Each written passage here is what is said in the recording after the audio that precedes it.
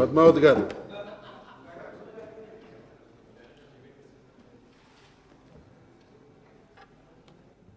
Respected Speaker, sir. The formation of Telangana state was premised on a historical struggle for recognition of our unique culture as valuable and to be preserved, to protest the loss of human dignity felt by all Telanganaites on account of cultural imperialism by elite exploiters from outside, to ensure that we can bring our native sense of justice and fairness in how we govern ourselves and bring the benefits of constitutional governance to our people who were deprived. So I thought, sir, it would only be appropriate to remind this House of essential elements that a sacred covenant stated to be foundational to the state and yet often overlooked, the directive principles of the state policy.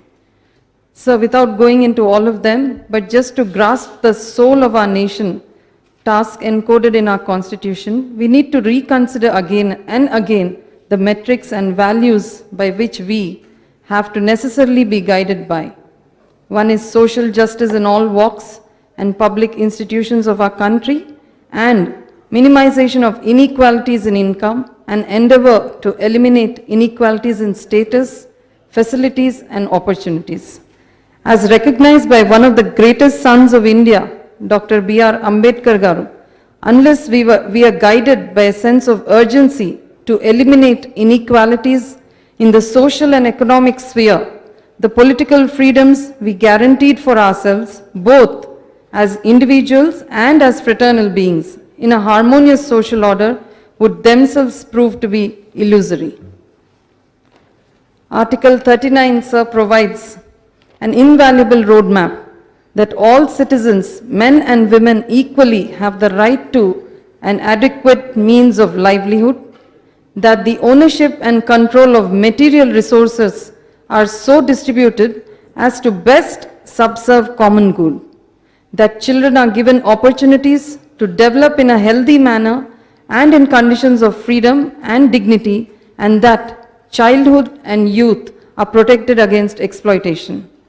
Sir, and some of the other specific provisions relate to our sense of being a people with shared pride and understanding of our physical environment, our culture, and inculcating in our citizens as an inheritor and an equal claimant to the knowledge produced by human endeavor.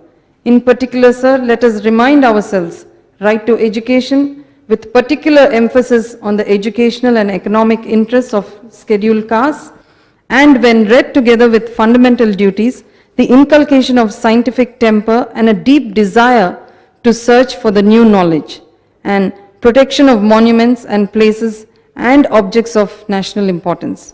Sir, as a new state formed after a bitter struggle waged over by many decades for a right to more fully govern ourselves and abide by those guiding principles, I believe every session of this legislature, and more importantly, every budget session, is an opportunity to rededicate ourselves to the wisdom encoded in those principles that I have outlined.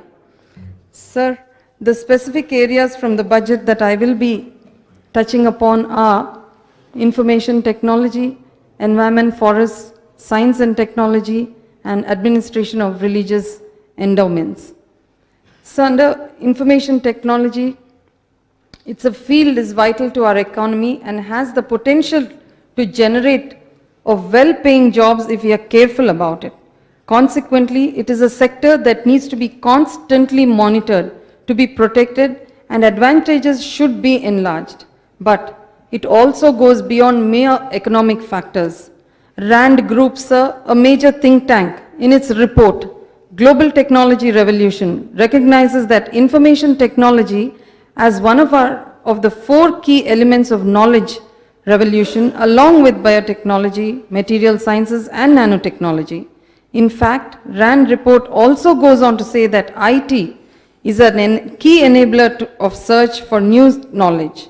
Moreover, with the rapid pace of spread of IT in every field, from cashless transactions to mobile banking, it presents opportunities and challenges to our people. Hence, making a proper study of what our people need in terms of skills to be able to operate even as an ordinary citizen is vital in fulfilling our role in constitutional governance. If information technology determines a vital fashion what we can or cannot do to pursue our life's objectives, in whichever field or arena, not having the knowledge and skill set to deal with it, with IT, could be tantamount to limiting the lives possibilities of our citizens. Speaker, sir, hence I would ask as a clarification from the concerned Honorable Minister, as what comprehensive and detailed plans are in place to train our people to not only learn a particular technology, but also make them capable of learning the constantly changing technologies in this field. I would request the following factors be kept in mind, sir. How much of a fund has been allocated for this? And given the population, along with differences across gender, age and social status, has any feasibility and funds requirement study been done to achieve universal or near universal coverage? Next, what steps are being proposed to enable people in rural areas to have access to this technology, which is meaningful access that couples physical access with ability to use? What are the funds allocated, and has any study been done as to what the actual funds required are for getting as many as possible to become IT literate? May I make a suggestion, sir?